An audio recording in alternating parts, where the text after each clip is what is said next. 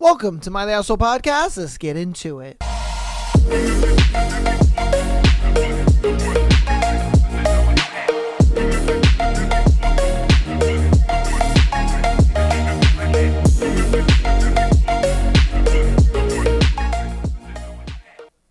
Welcome to My The Asshole Podcast. It is a Thursday episode. Woo, you guys' favorite episode. And yeah, man, we gonna get into the episode. The book has been getting really good. I am excited to see what goes down between our boy James and Wendy's dad. I think when we left off, they were at like a party, soiree, ball kind of thing. And James happened to take Wendy, and he made her wear like this diamond encrusted collar kind of thing.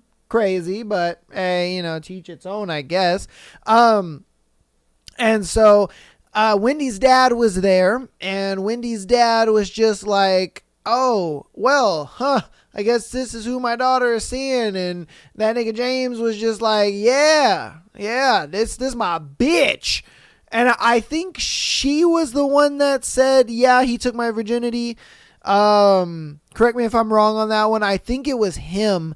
Or I think it was her that said, yeah, he took my virginity. I think it was her. Somebody said to the dad, yeah, he took my virginity. I know the dad was just like, God damn it, man. Bruh. Hey, that's not something you really want to hear as a fucking dad, So, yeah, man, the book is eating up. The book is getting spicy. So, we will be continuing today. We'll be doing chapters 32, 33, and 34 for today. So, you guys will be getting a nice little 3-chapter episode. But before we get into that, we have our thread. Today's thread is a bit interesting. Today's thread is cabin crew. What is the weirdest thing that you've stumbled upon after all the passengers deplaned? So pretty much after all the passengers leave, the cabin crew usually have to go in and clean shit up. So let's see what crazy shit that they have stumbled upon. So cabin crew, what is the craziest thing you've stumbled upon after all the passengers deplane? Years ago, a dirty diaper was left inside one of the seat backs. Absolutely disgusting, that is. Someone had ordered a sundae or something, looked like an ice cream cake, but served in a cup based on what remained, and eaten only some of it. The cup was then jammed into the seat back, upside down, where it continued to melt and pour all over the carpet. Massive pink stains and sludge everywhere. Lots of people are fucking slobs, sure, but that one nearly made me look up their name on the flight manifest so I can hate them personally. That's crazy. But honestly, yeah, I would probably hate them personally too. The fuck are we talking? Why would you stick a dirty diaper in the back pocket of a plane seat? And then if you're done with your little sundae or whatever, well, you could have just been asked the flight attendant, hey, I'm done with this, can you throw this away for me? Instead, they opened the little back pocket in the seat in front of them, turned it upside down, and put it into the thing. That's crazy, bro. That's insane. Wow, bro. Oh my God, dude. That's terrible. All right, cabin crew, what is the weirdest thing that you've seen after everyone's deplaned? A while back, pilot, was collecting an aircraft and asked the inbound crew how their flight down was. She responded that it was pretty normal, except she had to reprimand a couple for licking each other's nipples. Bruh. What? Okay. She didn't even seem that fazed by it. Okay, hold on. Let's take it one step at a time here. For one, what? Why were they licking each other's nipples? What the fuck was all that about?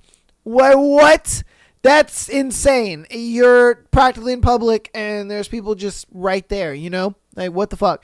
And then on top of that, how many times has she seen passengers just licking each other's nipples? You know? He did mention she wasn't fazed by it. So the fact that she wasn't fazed by it tells me that the licking of nipples is kind of regular on flights. Like, what? Like, what the fuck? That's insane to me. The licking of nipples is just normal. They're like, oh yeah, you know, it's just a casual Tuesday flight. You know, a couple nipple lickers. That's insane, man. Wow. All right. I guess so. All right, cabin crew. What is the weirdest thing you've seen after everyone is deplaned? Not a cabin crew person, but I was on a flight from Toronto to Orlando, pre 9/11, and the lady beside me pulled out this cheese grater thing and proceeded to spend 2 hours grinding down her feet. Just piles of flakes of skin all over the floor and seat, and she would step in it and smear it around. She was trimming her nails and then, trimming her nails and they were shooting all over. It was fucked. The guy on the other side of the aisle told her to stop, but I have to get my feet ready for the beach, is what she said.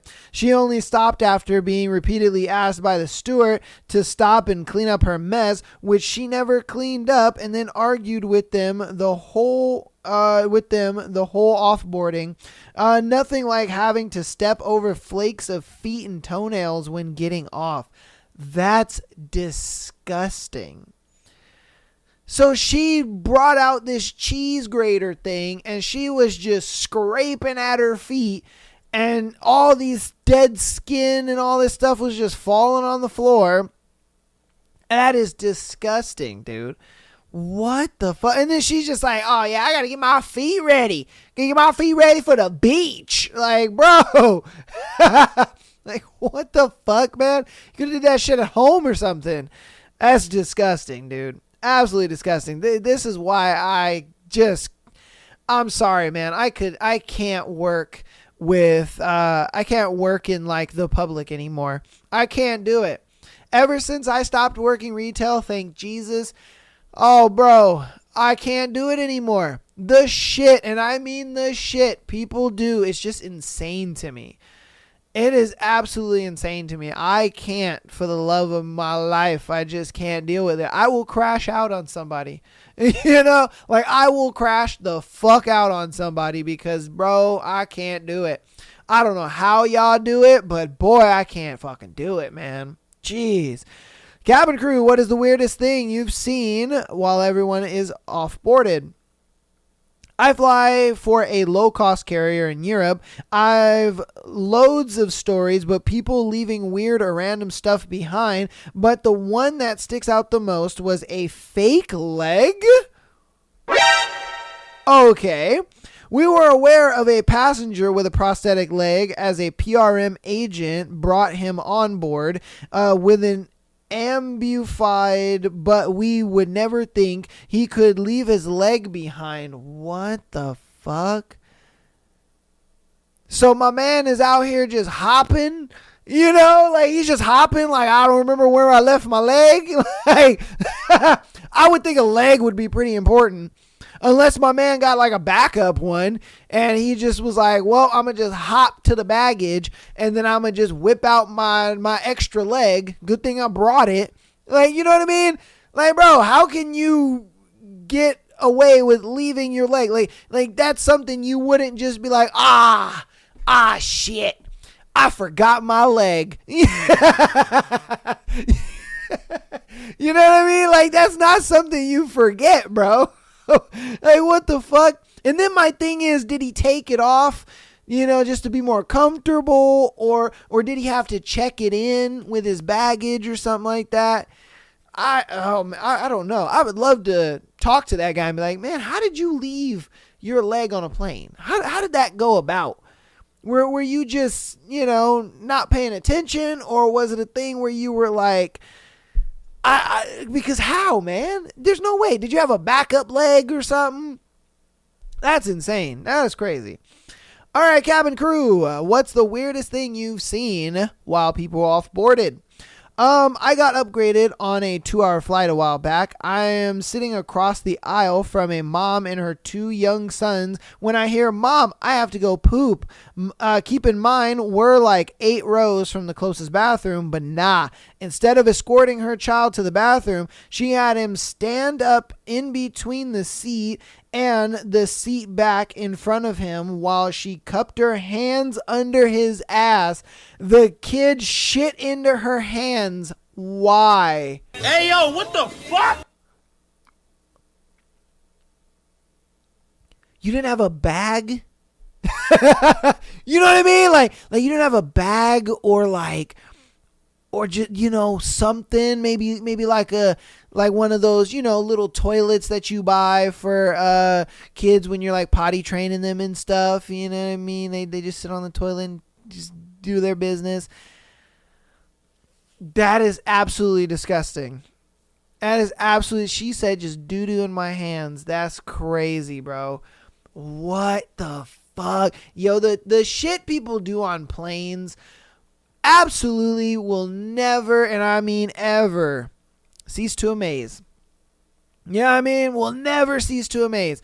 People just, and it's weird because, like, I guarantee you she did that like it was normal. Yeah, like, think about it. She probably did that shit like it's normal. Like, oh, yeah, little Johnny's got to take a shit. You know what I mean? Like, what the fuck? Like, all right, little Johnny, shit in mommy's hand. Like, what the fuck, man? Oh, my God. All right, cabin crew, what's the weirdest thing that you have seen while passengers are off boarding? Not weird or what the fuck, but my grandpa worked for TWA cleaning planes and he'd collect hoard items left behind. He had boxes of reading glasses, nail clippers, pens, matches, etc. The best thing he ever found was a travel case with maybe 10 NES games that he gave to my sister and I. This was a huge deal in 1989. That is cool. That's cool as hell. I didn't know that they would let you keep stuff. Unless the nigga was stealing. You know what I mean? Because, like, I wouldn't think they would let you keep the things that you find on planes. But maybe they do. I think he was stealing shit. I ain't gonna lie to you. I think the nigga was stealing shit. But that's far few between. And obviously, I'm sure this was probably back in, like, the 80s or whatever. So they probably weren't as strict with, like, planes as much as, they are now, of course. Or even, I would say, like, a little before 9/11 and stuff. But, hey, I mean, if he had that many items to where she called it hoarding, like, maybe they did let you take shit home. That's crazy, though. That's crazy, finding, like, a bunch of NES games. I know the owner of those games were pissed. Oh, I know he was pissed. You know what I mean? Like, think about it. He was probably going to, like, some convention or something. You never know. He might have been going to, like, a pawn shop somewhere or going to, like, an auction house or something to sell his, games or whatever, and motherfucker just left him. That sucks. Well, I guess at that time they probably wouldn't be as rare as, like, they would be now, but I mean, still, you never know. Like, he could have been going to his buddy's house. That sucks, man. All right, cabin crew, what's the weirdest thing that you have found or seen while the passengers off boarding? Not an airline attendant, but a friend of one who I reached out to ask the question. Her answer, bloody dildo. Hey, yo, what the fuck? What did he say? That's disgusting. Don't want to know where or when it was used, but needless to say, we all walked on by and notified the cleaners they need a biohazard bag. And what's worse, we found the blood first. So was it just, I don't know. I don't want to say guarantee, but honestly, this is probably what it was. This lady was on her period. She was just like, God damn, I need me some dick right now. Thank God I packed my purple friend, and she went to town on herself. And then I think it was one of those things where, I guess the plane was deboarding or whatever, and she just was like, oh shit, I gotta go, and probably was in such a rush she just left it there. That's crazy. That's disgusting. That is absolutely disgusting. Wow. I guess people will leave anything, All right, cabin crew. What is the weirdest thing that you have seen or come across while people are deboarding? Not cabin crew, but piloting. One night, my captain and I heard someone accidentally key up on the guard frequency that they needed stations operations to have a gate and biohazard personnel ready for them because a passenger had smeared their shit all over the lavatory. We'll never know if it was real or just some fucking around on the frequency. We occasionally will accidentally forget to switch to operations frequency when making those calls, but gave us a good laugh and hoping that whatever crew had to gate return for that got their schedules cleared and a long overnight out of it. So from what I sort of understand when it comes to like pilot jargon and all that stuff, the plane was leaving the gate and they took off, and then over the radio they were like, ah shit, there's some motherfuckers smearing doo-doo all over the plane or whatever. We need to get some biohazards and some bio bags and stuff like that. We got to get shit cleaned up because, obviously this is considered bodily fluids. And so they had to turn the plane around, land, clean the doo-doo up and all what was going on. I'm sure kick the people who were responsible off the plane and then get back in the air. That's crazy. That is insane. Obviously, this wasn't their plane. They were hearing this on the radio about someone else's plane. And so, the fact that I would be honestly pissed if I was on a plane that took off and then we had to turn around, land, and they're like, oh, sorry, passengers. We had a bit of a situation. Someone smeared doo-doo all over the plane, and and we had to clean it up. So, once that's all cleaned up, we'll be back in the air momentarily. Yeah. And you know what I mean? Like, how pissed people would fucking be. Like, hell yeah, kick that bitch off the plane. What the fuck are we talking about? That's insane, dude. That is insane, man. People are disgusting. Oh my God. All right, cabin crew, what's the weirdest thing that you have seen or come across while people were deboarding? I was a baggage handler at a small airport back when I was younger. Used to have to clean up plane cabins at the end of the day. The other guy's favorite joke to play on the new guys was to pour some Bloody Mary mix on a maxi pad and leave it in a seat for one or other guys to find it. Gross. Never found anything else really. That's fucked up, man. That's fucked up. But I mean, hey, that's hazing for you. You know what I mean? That's hazing. Oh, shit. All right, cabin crew, what is the weirdest thing that you have seen or come across while people are deboarding? Before I became a flight attendant, I worked in customer service and as a ramp agent at my station. We were a regional for a larger carrier, so we did a lot of things ourselves, like catering, taking care of missing baggage, and even had our own lost and found. Well, one day I was watching the lost and found desk, and one of our gate agents come in with a laptop. She said that she found it at an empty gate. So I had no flight information to go off of. The laptop had no stickers or other identifying information on it. So I thought to myself, I bet if I open it, it will have a lock screen with the owner's name. So I opened it, but the laptop didn't open to the lock screen. It opened to the tab the owner had been viewing, which was a porn site, and had a video paused right at the scene where the guy was fisting a girl's gaping booty hole. I immediately slammed the laptop shut, and since then I have never ever opened someone else's laptop again. That's crazy. So was this a thing where like my man was just openly beating his meat, and then he heard that the flight was about to take off, and then he was like, oh shit, I gotta go, and just forgot his laptop? Or was it something where like He must have like nutted and then was just like, oh shit, my flight. Oh, Joe got up and just left the laptop there. I don't, you know what I mean? The world may never know on this one. That's crazy. That is insane. You know, hey, honestly though, after all that we've gone through with this thread, I wouldn't put it past it.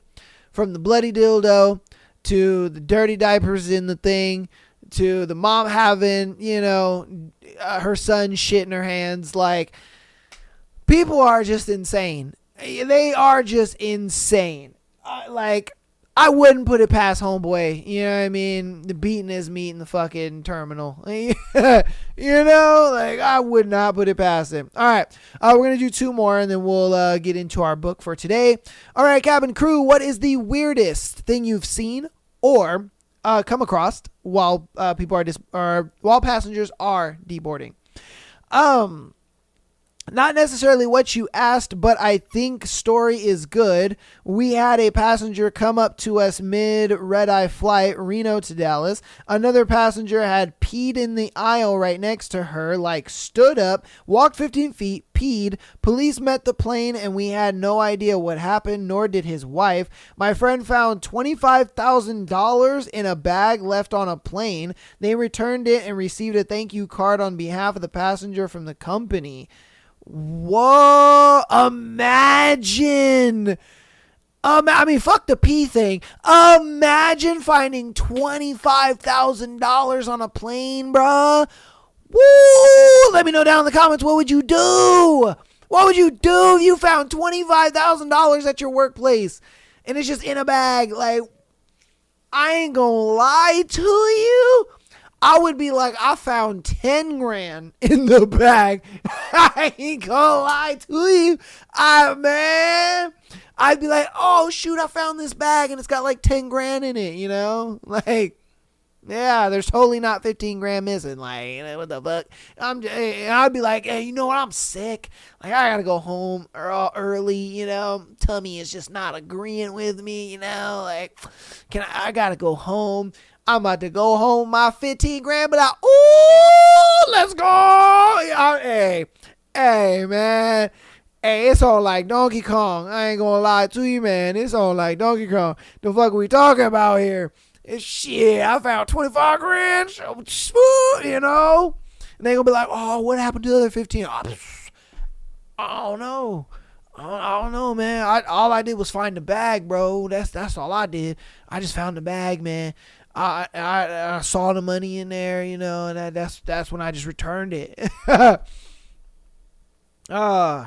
Shit, but yeah, let me know what you would do. 25 grand you found out your work. That's crazy. All right, this is gonna be our last one for today's thread. Cabin crew, what's the weirdest thing you have seen or come across while passengers are deboarding? Flying to Sofia, Bulgaria, and a British guy of Indian descent stood up with a diaper tied together with a safety pin, a hard candy pacifier around his neck, and nothing else, went to the front of the plane and then crawled back, sucking his thumb. He was part of a British stag do, bachelor party, and his friends kept shouting, "Go, go," or "Goo Goo Pal." Go pal. Oh, I have no idea. You motherfuckers across the pond, I don't know what y'all be talking about, man. A stag do? Just call it a fucking bachelor party. These niggas are like, yeah, man, how was your stag do? Like, what the fuck? No. Okay, hey, whatever, man. Once on the ground, the police collected him and took him away. That's crazy. My man got arrested. My man got arrested for being in a diaper. He said my man was in a diaper and he had a fucking pacifier around his neck and he was sucking his thumb. And they were like, yeah, get this nigga off the plane, bro. He needs to go. Gopal on his way back exposed himself to some Bulgarian women who complained to my staff and we took necessary action. Oh, okay. So I guess he was indecently exposing himself to like women and shit like that. So I'm sure there was sexual harassments and all that kind of stuff going on. Yeah. All right. I guess that makes sense. Cause I thought the nigga was just in a diaper. Cause at first I'm like, how did he get on the plane dressed as a big ass baby? Like, let's be real here. How did he get on the plane? Like, what the fuck is all that? If I'm being straight with you. Yeah, that's a little weird. But, hey, teach his own is what it is. That's some crazy shit. Oh, man. Hope you guys enjoyed that thread. I know I did. That was a crazy-ass thread. People on planes are weird and crazy. The shit they do, hey, man, it's insane. Absolutely insane, if I'm being honest with you. Absolutely insane, the shit people do in public, on a plane, just in general. This is why, like I said, I personally could not work in the public. I just can't do it, man. I can't work in the public ever again. I just can't do it, bro. People are just too insane. They're crazy. They be doing shit. It's like y'all you don't fear consequence, like the fact that homeboy stood up in a diaper and a pacifier around his neck and he was showing his dick to bitches on the fucking plane, and then the dude gets arrested at the end. Like, bro, you know what I mean? The mom doodling in their hands and motherfuckers just doing some crazy shit. Like, they just don't understand. Oh God. That's what this world has come to, I guess, man. Oh, goodness. But that's going to be that thread. Hope you guys enjoyed the thread. If you've seen some crazy shit on a plane, let me know. Put it down in the comments, man. I'd love to see what you guys got going on, all right? But without further ado, let's go ahead and get on into our announcements, and then we'll get into today's book, all right? We'll get into our 3 chapters. Patreon.com/Am I the Asshole Podcast. $3 a month. You do an exclusive episode every single Friday, as well as being able to send in your scenario to be featured on the Tuesday and Sunday shows. All right, get in there, help your boy out. I appreciate it so much. Last Friday, we did a free Patreon episode for the month of June. So if you want to check that out, we also have a playlist as well. We have a Spotify playlist and a YouTube playlist for you people out there. So that way you guys can check it out and see if that is something for you. You know what I mean? See if you guys are like enjoying what we got going on. If you guys like what the free Patreon episodes and stuff, you might be like, oh, you know what, $3 a month ain't that bad, and you get over 100 hours of content all right there, baby, all wrapped up in a nice little bow for you. Okay. Audio listeners, keep downloading the podcast, as well as rating us 5 stars. It helps out a lot, and I appreciate it so much. Okay. And if you want to help us out even more, go ahead and follow us on Instagram and TikTok. Subscribe to us on YouTube. All that is free, and it helps out the show tremendously. All right? So without further ado, let's go ahead and get into the book for today. I am excited to get into this book. It feels like we haven't gotten to this book in a while, so I'm excited to get into it. So let's get on into it, all right? 32. Wendy. The rest of dinner is filled with tense stares, nothing but the scraping of silverware, and the people who speak on the stage waxing poetic about solving injustices in the world by throwing $1 million parties with $1,000 seats. But my insides are raging. Shouldn't you be at the mansion? He didn't even know I was gone. I was kidnapped, and he didn't even know I was gone. I've been telling myself for months that I need to admit he isn't the man I remember. But this is the moment where the piece of my soul that was clinging on finally breaks, falling to the floor and shattering into 100 jagged pieces. He didn't even know I was gone. But of course, he could show up here. God forbid his image ever take a hit. His public image, that is. It's clear as day to me now that he doesn't care how I see him. And there's something going on with Hook's friend, Rue. The silent conversation with the commissioner, the way his name sends Hook into a tailspin, and now my father mocking his missing friends. It has my nerves wired and on high alert. I know why Hook has me here. That's become very obvious. But I can't for the life of me figure out why my father is taunting him.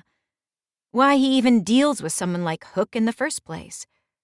Unless he's not who he pretends to be. And that, more than anything else, has me feeling like the stupidest person on the planet. Because how can you live with someone, how can you spend years breathing the same air, worshipping their every move, loving them with your whole heart, and not really know who they are. The realization splits through me and breaks the lock on all of the things I let go unsaid, all of the times I've wanted to strike back, but nodded and smiled instead. I know Hook is most likely going to hurt me for lashing out, but I can't find it in me to care. Finally, being able to speak my mind is liberating. And when Hook not only allows it, but encourages it, I feel like I have someone at my back. As twisted as that may seem. I glance over to watch him as he nods along to something a man next to him is saying, my stomach somersaulting from my completely upside-down emotions. How is it possible that this man, the one who threatened my life less than an hour ago, the one who chained me to a basement wall, how is he still the only one who seems to treat me as if I'm valid? He made the police commissioner apologize for insulting me and rubbed my neck while I stood against my father and his bitch of an assistant. And that doesn't feel like Hook. That feels like James. I shake my head, reminding myself that he's putting on a show. None of the way he's treating me is for my benefit, and forgetting that won't do me any favors. My eyes slide past Hook's frame, noticing that one of the twins is walking in our direction. They reach us and bend down to whisper in his ear. Hook's fingers, which have been trailing along the top of my thigh, freeze in place, and he straightens. With a squeeze on my leg, he moves, placing his napkin on the table. If you'll excuse me for a moment, there's a pressing matter that needs my attention. He stands, cutting a glare to my father, before leaning down to press a kiss to my cheek, his fingers tangling in my hair. Behave, he murmurs against my skin. There's nowhere you can run that I won't follow. Anxiety mixes in my bloodstream as he walks away, my stomach tightening with indecision. My father is sitting right there, and he's the one man on this earth who could save me. But at what cost? I won't do anything unless I know that John will be protected, and he's proven time and time again that he doesn't make him a priority. No. What is wrong with me? He wouldn't let him die. John is still his child, after all. My insides twist, disgust weaving its way through my middle at how easily my mind has gone from believing in the good of people to questioning what type of murder they'd accept. A few days around criminals, and suddenly I've accepted it as fact. It bothers me that it doesn't bother me the way it should. Wendy, I'd like to speak with you, please. My father wipes the corners of his mouth with his napkin before placing it down. In private. My heart stutters, knowing that's something Hook wouldn't like. But Hook isn't here, and I deserve some answers. I nod my head, pushing my chair back and glancing around, half expecting someone to jump out and grab me. But with every step I take, the easier I breathe, realizing that nobody is going to come. We walk through the ballroom until we reach the back patio doors, my father allowing me to exit first, before he follows behind. We're the only people out here, and a chill sets into my bones as I shiver from the cool breeze. He's using you to get to me. I jerk from his sudden words, my hand coming to rest on my chest. I'm not sure what I expected. Maybe an apology for him not realizing I was gone, or for being able to show up here, but always missing everything else. The fact that I clearly know nothing about my father pours down my throat until all I can taste is the bitter truth. I shake my head, huffing out a laugh. Did you really not know I was gone? Wendy, be reasonable. If this is you acting out for attention, Answer the question! My fists clench at my sides. He sighs, rubbing his hand over his brow. My security team told me you weren't home, and I assumed you were throwing a tantrum. His words blast through my chest like a bomb, charring my insides black. A tantrum, like I'm a child. If I would have known that you were busy frolicking around with a psychopathic criminal, I would have scoured the earth to track you down. My mouth gapes as I stare at him. How do you know that? Know what? That he's a psychopathic criminal. My stomach churns. How do you know that? How do you not? He puts his arms out to the sides. You're playing a very dangerous game here, Wendy. One you know nothing about. The burn expands, scorching my throat. Don't belittle me! His eyes widen, and I step forward, my fingers running through my hair, my heart beating wildly in my chest. I am so sick of everyone treating me like I'm some porcelain doll who's supposed to keep her mouth shut and look pretty. My opinions matter. His gaze softens. Of course they do, little shadow. He moves toward me. I'm trying here. I scoff. You haven't tried since Mom died. His jaw sets. You know nothing about your mother. I throw my hands up. So I'm just stupid then. I don't know Hook, I don't know my mother, and I sure as hell don't know you. Is he forcing you to be here? He steps even closer, his voice soft as if he's trying to lure an animal into a cage. Has he hurt you? My breathing stutters as I grit my teeth, the urge to tell him screaming from the back of my throat. How's John? I ask instead. His movements falter. What? I asked how John was. You know, your son. What does that have to do with our conversation right now? His brows draw in. A lot, actually. My heart swells with hope that he'll tell me he's been to see him, that he just spoke to him on the phone and he's settling in well. He runs a palm over his face. I'm sure he's fine. Disappointment settles like a brick, crashing through my insides, making a sob lodge in my throat. He hasn't even talked to him. And if he can't be trusted to make a simple phone call, how can I trust that he'll make sure he's safe from Hook? Guilt wraps around me, realizing that John's been all alone, acclimating by himself. Closing my eyes, I release a deep exhale, a sick feeling settling in my gut and expanding until acceptance of my situation fills me up and wraps around my edges. He isn't forcing me, I say slowly. He's using you to get to me, he repeats. He's not wrong. Hook has all but told me that he only cares about getting to my father. But until this moment, I hadn't known how much that revelation hurt. The days leading up to this have numbed me to the pain, but with acceptance comes realization, and now the wounds are throbbing from where Hook dug his way into my heart, only to carve himself out. The faint sound of a door opening and closing comes from behind me, but I don't turn to see who it is. There's no need. It's impossible not to feel him when he enters a room. Well, his accent floats on the breeze, wrapping around my neck like a noose. Isn't this cozy? Heat envelops my back, Hook's arm slipping around my center and pulling me flush into his body. My heart jumps in my chest, dinner rising through my throat until I have to cover my mouth to keep it down.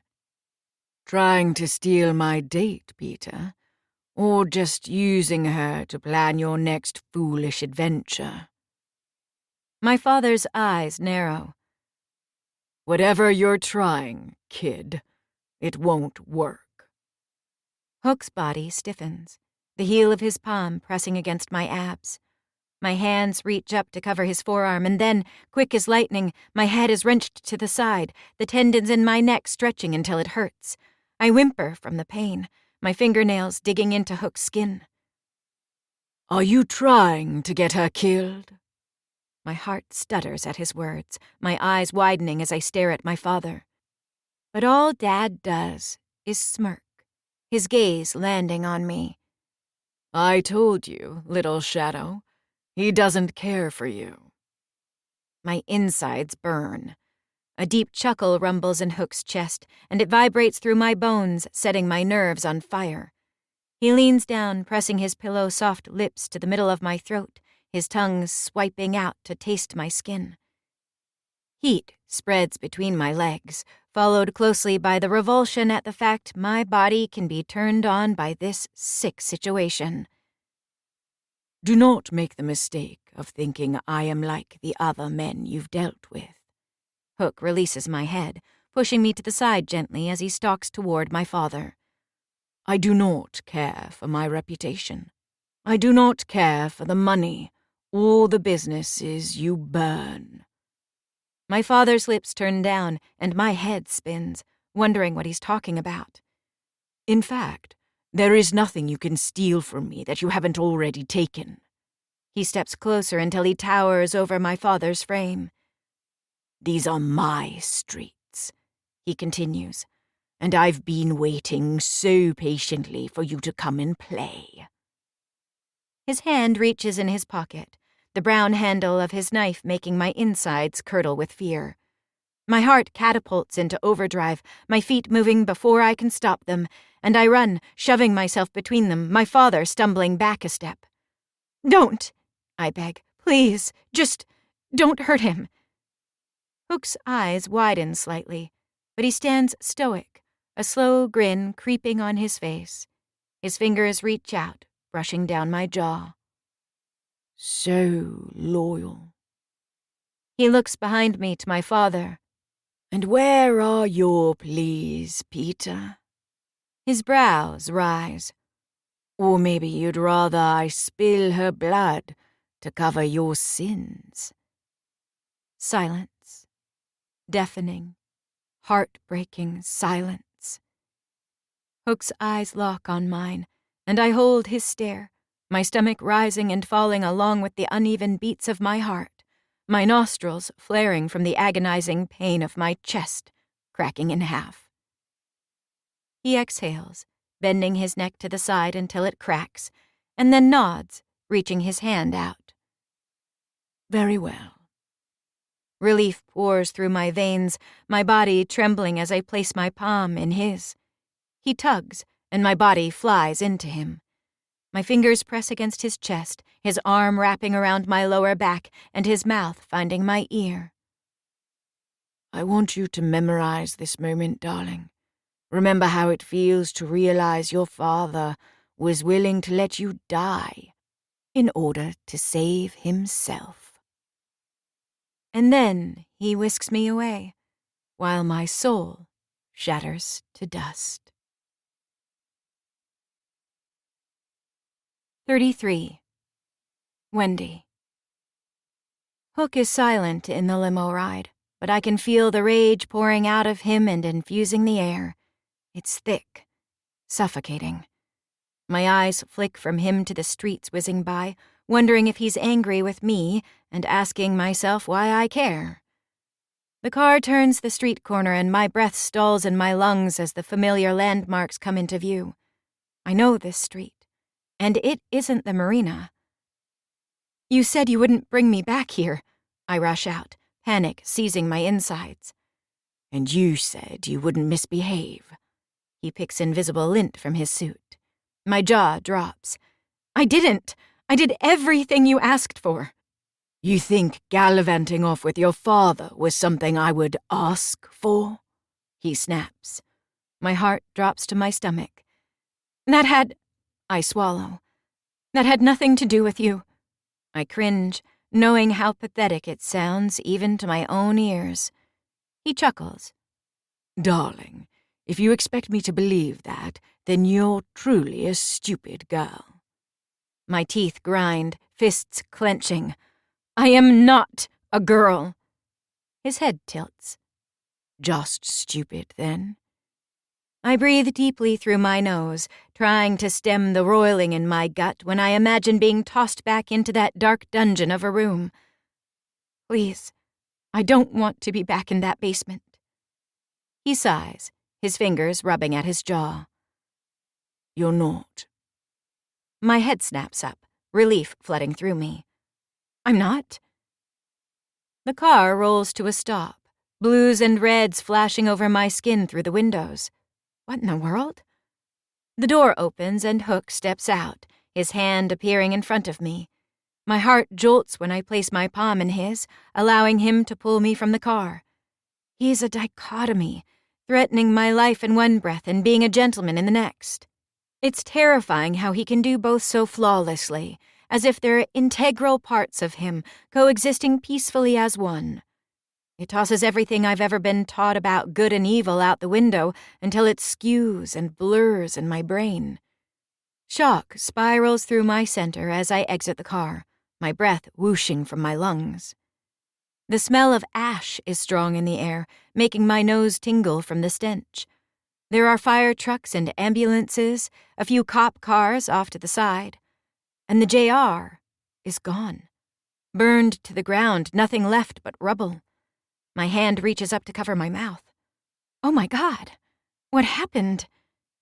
Hook's face is stoic as he surveys the damage. Your father, I would presume. No. My heart jerks, the defense spinning off my tongue before I can even think through the words. But he was with us tonight. He wouldn't.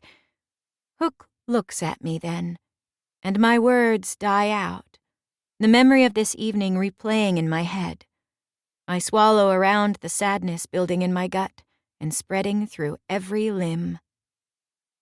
A keening wail comes from down the sidewalk, and my head snaps over, the waitress from the JR running up to Hook and throwing her arms around his shoulders.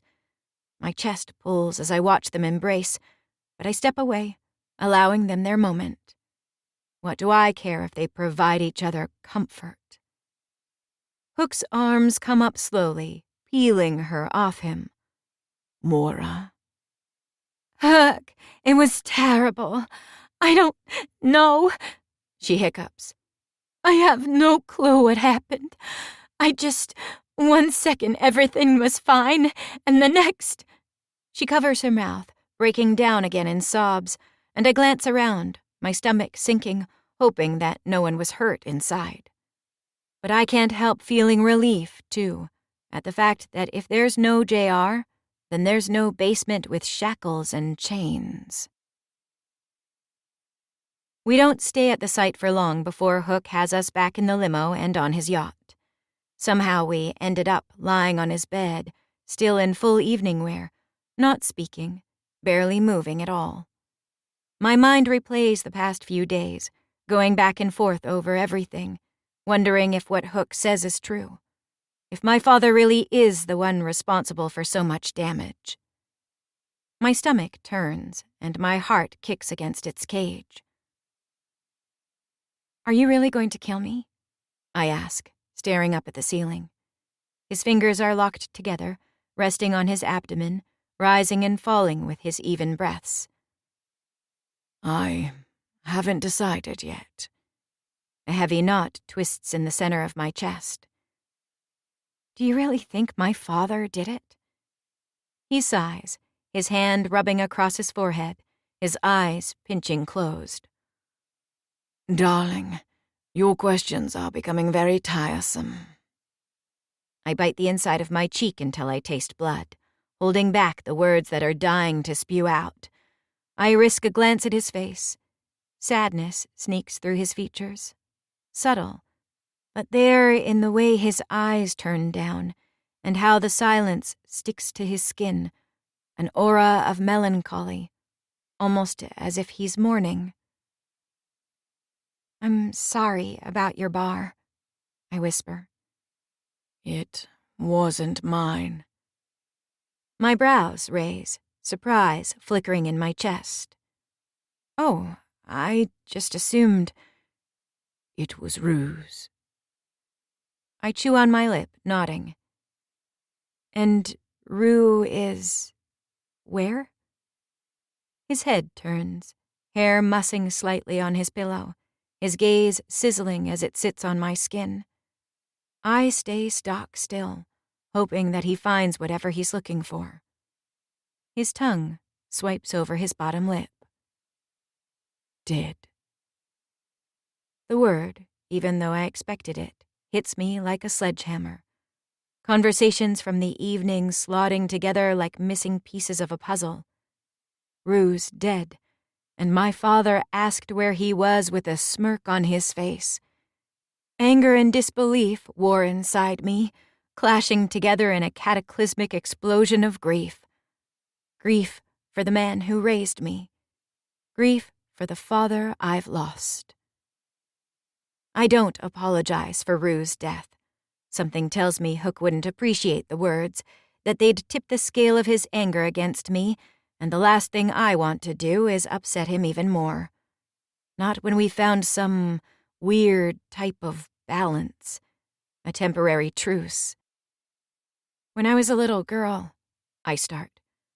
My dad used to bring me acorns. Hook stiffens next to me, and I pause. But when he doesn't speak, I take the risk and continue.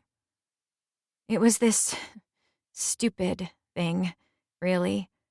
I was 5 and the biggest daddy's girl in the entire world, even though he was gone most of the time. My chest pulls tight. But when he'd get back home, he'd come into my room and brush the hair from my face, leaning down and kissing my forehead goodnight. Tears blur my vision and I squeeze my eyes shut, hot, wet trails streaking down my face. I used to pretend to be asleep, afraid that if he knew I was awake, he'd stop sneaking in.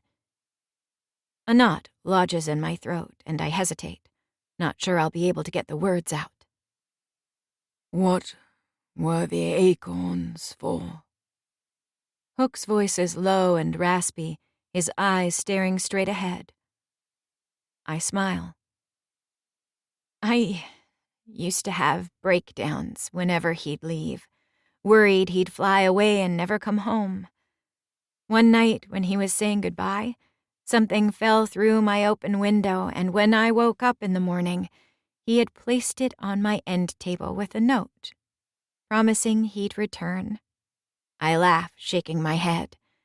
It was just a stupid acorn, but I don't know. I shrug, reaching up to wipe away a stray tear. I was a dumb kid. Put sentimentality on things that probably didn't deserve it. But from that night on, whenever he'd leave, he'd bring me another one and set it on my table, promising he'd come back. Agony sears through my broken heart and down into the deepest parts of my soul. And I collected those acorns like kisses. Why are you telling me this? He asks. I turn to face him, resting my wet cheek on the back of my hand, my head molding to the pillow. I don't know. To show you that he wasn't always so bad, that once upon a time he really did care. A sob breaks free, and my hand flies to my mouth, trying to stuff it back down. Hook turns to me then, his hand reaching out and cupping my face, his thumb swiping away the tears as they fall. It's impossible not to care for you, Wendy. If it was, you'd already be dead. A laugh bubbles in my chest at the absurdity of this entire thing, at the way the man holding me hostage is consoling me over my broken heart, at the way he can say something so vile and make it sound so sweet. Is that supposed to be romantic? I wheeze out between giggles. A small smile graces his face. It's supposed to be the truth. The laughter dies down, and we're stuck staring at each other, twisted feelings spiraling through me and branding every part of my fucked up heart. And I know I'm supposed to hate him, but in this moment, I don't. Anyway, I sigh, breaking eye contact, wanting to ease the fire that's building in my veins. The acorns disappeared when my mom died. I sniff. And so did my dad, I guess. He doesn't say anything else, and neither do I. Eventually he rises, going to the dresser on the far side of the room and passing me a pair of boxers and a plain black shirt. Clothes I couldn't imagine him in, even if I tried. And I take them without a fight, slipping them on and crawling back into his bed, knowing I don't have any other choice. "Huck," I whisper through the dark. "Wendy." "I don't want to die." He sighs. "Go to sleep, darling. Your soul is safe tonight." "Okay." I reach up, my fingers playing with the diamond choker that I was too afraid to remove. He told me to keep it on, and I don't know if that extends to when we're here in his home, but I don't want to ruin the calm that we've created.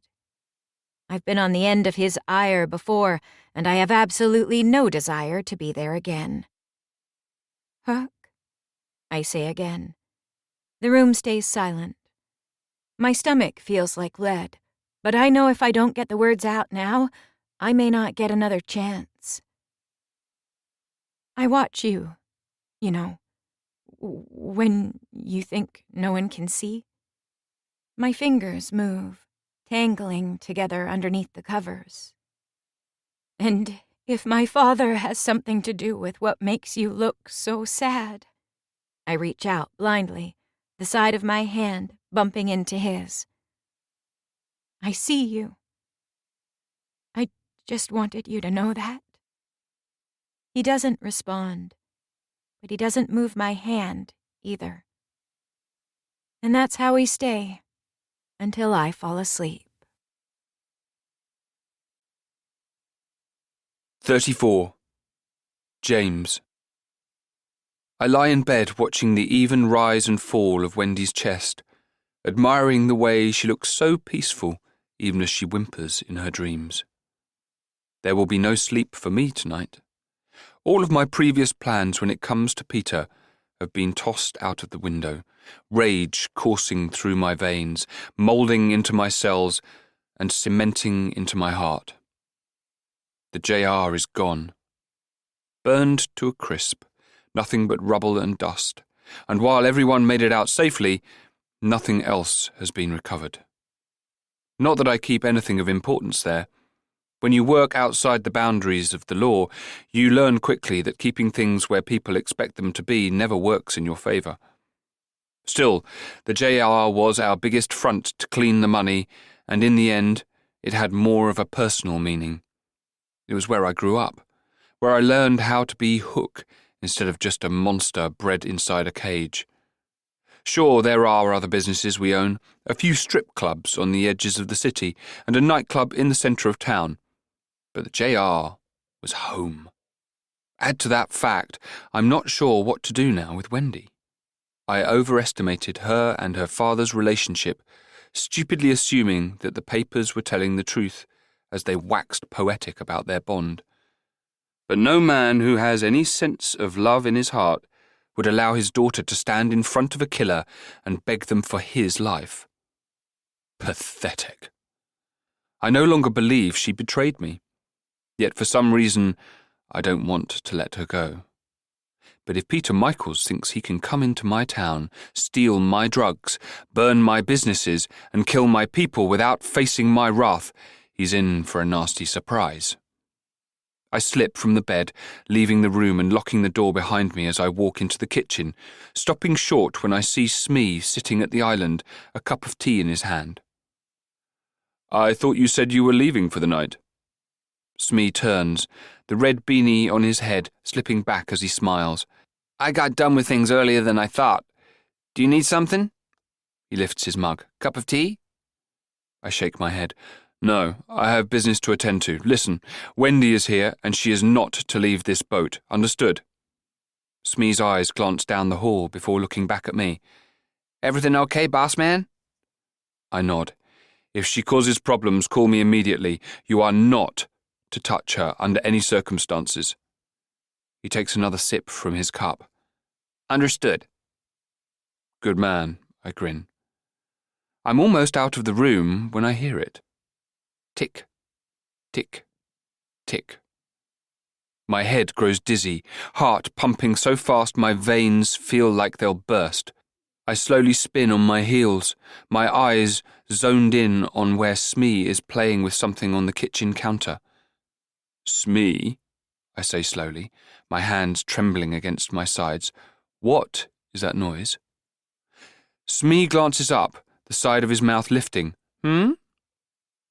I take a jerky step forward, the knot in my stomach twisting so violently it's ripping me in half, and when I reach the island, I inhale deeply, trying to maintain control. "Oh, this?" He holds up an old-looking watch connected to a gold chain that dangles to the counter. "I found it at a pawn shop and just had to get it." He smooths his thumb over the face. "I know it's a little loud, but—" My vision blurs from how difficult it is to keep from smashing every bone in his hand just to stop that incessant noise. "Are you okay, boss?" "Please," I grind out through my teeth, "get that thing out of my home." My hand swipes out, smashing into his mug, the contents sloshing on the counter, the porcelain shattering against the wood floor. I said, "Get it out." His eyes widen, his body jerking back. "Okay." He races to the deck, running to the side and throwing it out to sea.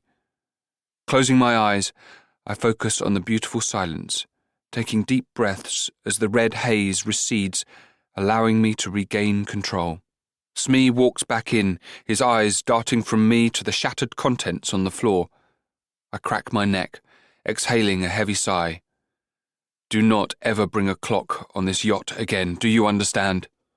He swallows and nods. I turn, walking out the door, and shaking off the remnants of my rage, feeling the control slot back in place one by one. The first thing I do is call an emergency meeting with the boys at the Lagoon, the strip club on the outskirts of town. I don't make much of an appearance there, but I need a temporary space, and this is the one with the best office. The next thing I do is call Moira and tell her to meet me here. I should have talked to her immediately, or had one of the boys keep her company until I could get away, but I was too wrapped up in Wendy and my conflicting emotions to think clearly. An oversight, to be sure, but now that I know she's locked in my bedroom, I can breathe easier, allowing my focus to shift.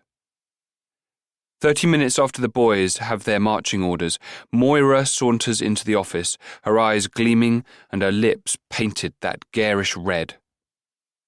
"Hook," she purrs, "it's been a while." "I've been busy." She starts to walk around the desk, but I put a hand up to stop her. "You're not here for that." Her lips turn down, brows furrowing. "Oh." "Tell me what happened last night." I steeple my fingers in front of my lips. She sighs, running a hand through her hair as she sits in the chair across the desk. "I already told Starkey everything I knew, Hook." I smile, my patience running thin. "Tell it again." "I don't know, okay?" She bursts out, her arms shooting to the sides. "Everything was fine, and then it was like, boom." She claps her hands together. "Explosion or something. To be honest, I was so worried about making sure everyone got out, I didn't think much of whatever else was going on." My fingers scratch against my stubble. "Okay."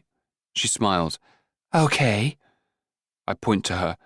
"Stay right there and don't speak." Her forehead scrunches, but she does as I say. And at least at first she's quiet, allowing me to click through business expenses of the Lagoon. I don't necessarily need to, but I do need to pass the time, and while in the past I may have been interested in using Moira's body to do so, I find that the idea repulses me now. She sighs loudly, smacking her hands on her thighs. "Are we going to do anything or not, Hook? This is boring." My eyes snap to hers. I said, "Don't speak." She stands up and saunters over. "I could think of something else I could do." I watch her move toward me, irritation flaring in my chest. She drops to her knees, her red fingernails sliding up my thighs until she palms my cock, wrapping her fingers around the length through the fabric. I bat her hand away and grip her chin, pulling harshly until her face is level with mine. "Did I tell you to touch me?" She attempts to shake her head. The back of my free hand runs down the side of her cheek. Don't you wish to please me? She nods. Yes. I lean in, my nose brushing hers. Then sit down and stay quiet. Your mouth is of no use to me any more. Her eyes shutter as I drop her face, her body stumbling back as she rubs at her jaw and walks to the chair, crossing her arms and staring at the ground. Over the course of the next hour, we sit in silence. I occasionally call for random employees to come to the back, for no other reason than to make sure they see me here with Moira at this exact moment. But this time, when someone knocks, it's who I've been waiting on. Come in, I say, relief bleeding through my chest as the twins appear. It's done? They nod, glancing to Moira. I lean back in the chair, satisfaction dancing through my insides. See, what Peter doesn't understand is that while he has the money and the social standing, I have the loyalty. And loyalty is bred from respect. You take care of people and they'll take care of you. And if there's one thing Rue and I have done in this town, it's take care of our people. Bloomsburg, Massachusetts isn't like anywhere else in the world, and its inhabitants don't take too kindly to new blood coming in and their town going up in flames. As it happens, the security guard at the new Neverland airstrip is a personal friend. His child had a terrible bout with cancer a few years back, and Rue paid for her chemotherapy and every doctor's visit since. He'll have to disappear, of course, after looping the security feed and allowing my boys inside to light every single plane on fire. But people are willing to do anything for those they love, and he knows his wife and children will be taken care of, protected by the Lost Boys until their last breath. True love sometimes requires sacrifice, something Peter clearly knows nothing about. I look to Moira, a grin spreading across my face. You may leave now. She stands, her chin red from where I gripped it, and turns to leave without a word. Moira, I say. She pauses at the door. Feel free to tell people I gave you a nice ride today. Wouldn't want to sully your reputation, after all. She scoffs, slamming the door behind her, and I grin, jumping to my feet, the sudden urge to head back to my boat making me giddy. Right as I reach my car, my phone vibrates in my pocket. A single text on the screen. Smee, your girl is gone. All right, and we will find out what happened to her next week. Woo! A bit of a cliffhanger there, man. Oh, baby, let's see. I'm excited to see what will happen next week. As much as I know that you guys are. Thank you guys so much for watching. If you got this far in the episode, appreciate you so much. Love you all. We'll see you probably Sunday. I believe we'll have a Sunday episode this week. And if not, then I'll see you on Monday for stream. But without further ado, love you guys all. See you later. Peace.